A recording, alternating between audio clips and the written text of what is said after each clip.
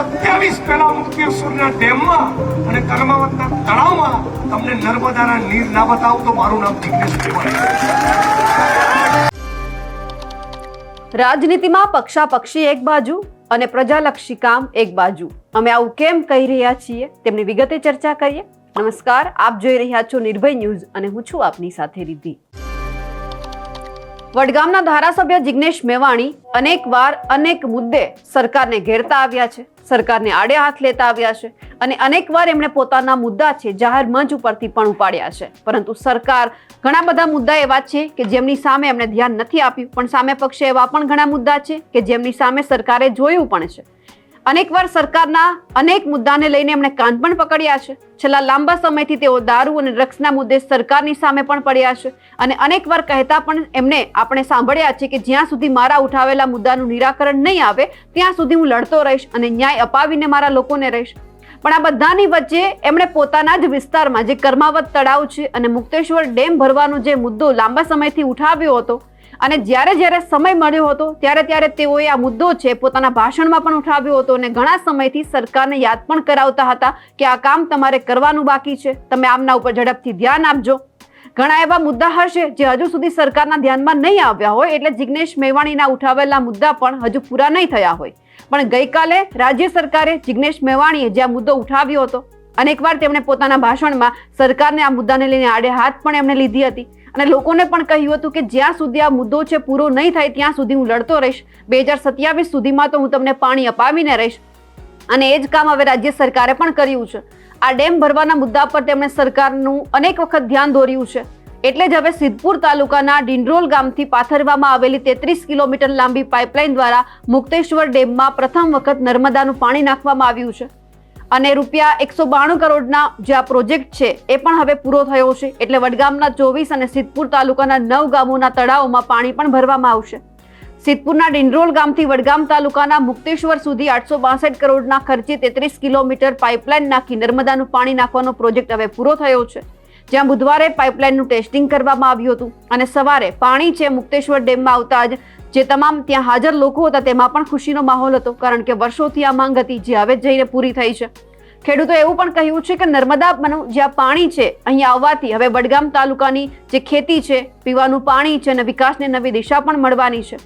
આ અગાઉ જલોત્રા નજીક અરવલ્લીની ગિરિકંદરાઓ વચ્ચે જે વિશાળ કર્માવત તળાવ આવેલું છે, જેમાં નર્મદાનું પાણી નાખવા માટે અનેકવાર જન આંદોલન પણ થયું છે, એમાં પણ હવે સરકાર દ્વારા 862 કરોડના ખર્ચે જે પ્રોજેક્ટ છે તે મંજૂર કરવામાં આવ્યો છે, જે અંતર્ગત કર્માવત તળાવમાં પણ પાણી નાખવામાં આવશે, જેનાથી પાલનપુર પંથકના ગામોને પણ ભૂગર્ભ જળનો લાભ પણ મળવાનો છે. અને આ સાથે જ્યારે આજે બંને તળાવ જે ભરવાની વાત કરી હતી, ડેમ ભરવાની વાત કરી હતી, હવે જે રાજ્ય સરકારે જિગ્નેશ મેવાણીના મુદ્દા ઉપર ધ્યાન આપ્યું છે અને આ જ બાબતે જિગ્નેશ મેવાણીએ જે એમનો પોતાનો મુદ્દો પૂરો થયો છે શું કહ્યું છે પણ સાંભળીએ. આજે આખા વડગામ વિધાનસભામાં ખુશીની લહેર છે. મુક્તેશ્વર ડેમ ને કર્માવત તળાવમાં નર્મદાના નીર આવે આ સ્વપ્ન 20-25 વર્ષ જૂનું લાલજી મામાના સમયનું સ્વપ્ન આજે સાકાર થયું છે. મને લાગે છે કે ધારાસભ્ય બનવું, આ વિસ્તારમાંથી સળંગ 2 વખત ધારાસભ્ય બનવું એ મારું આજે લેખે લાગી ગયું. 20-25 વર્ષથી ભારતીય જનતા પાર્ટીની સરકાર, થોડા દુઃખ સાથે કહેવું પડે, દરેક ચૂંટણીમાં વિસ્તારના લોકોને વચન આપતી અને કોણીએ ગોળ લગાડીને જતા રહેતા. આ વિસ્તારના ખેડૂતોએ નર્મદાના નીર માટે અનેક વલખા માર્યા છે. પણ આજે બહુ આનંદનો વિષય છે કે આખરે પાણી આવ્યું. અમારા બધાના મહેનતના કારણે, કોંગ્રેસ પાર્ટીના સાથીઓ, કાર્યકર્તાઓ, ખેડૂત આંદોલન બધાના સહિયારા પ્રયત્નોના કારણે આ શક્ય બન્યું છે. હું તમારી સાથે શેર કરવા માગું છું કે વિધાનસભાના મંચ ઉપર જો હું ભૂલ નથી કરતો કદાચ પહેલી વખત કર્માવતના મુક્તેશ્વરની રજૂઆત મારા દ્વારા થઈ હતી અને એકથી વધારે વખત મુક્તેશ્વરને કર્માવતની રજૂઆત કરી હતી. માનનીય મુખ્યમંત્રી ભૂપેન્દ્રભાઈ હોય, એ વખતના ચીફ સેક્રેટરી હોય, સિંચાઈ સચિવ હોય, સિંચાઈ મંત્રી, બધાની સમક્ષ સતત રજૂઆતો કરી. રેલીઓ, ધરણા, અરજી, આવેદનપત્રો, કાર્યક્રમો, પ્રોટેસ્ટ, વિરોધ, ખેડૂતોની મોટી રેલી થઈ. આ બધા પ્રયત્નોના કારણે આજે વિધાનસભા વડગામમાં ખુશીની લહેર છે. મુક્તેશ્વરના કર્માવતનું પાણી એ ફરી આ વિસ્તારને ધાણદાર બનાવે, સમૃદ્ધ બનાવે એ જ આશા.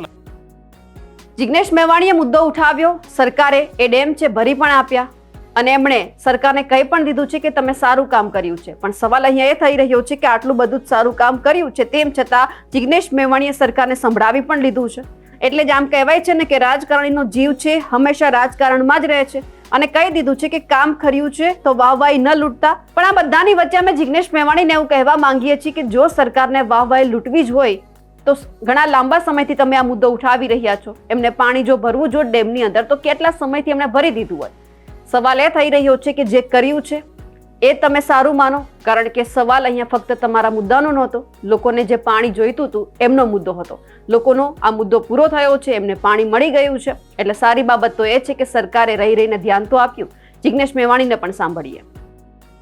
છું કે ભારતીય જનતા પાર્ટીના મિત્રોને એટલી પ્રેમભરી ટકોર કરવા માંગુ છું કે આમાં ક્રેડિટ માટે દોડાદોડ કરવાના બદલે અહીંના ખેડૂતોના દેવા માફ થાય એવું કરો. અહીંના જે ખેડૂતોને ટેકાના ભાવ નથી મળતા એવું કરો.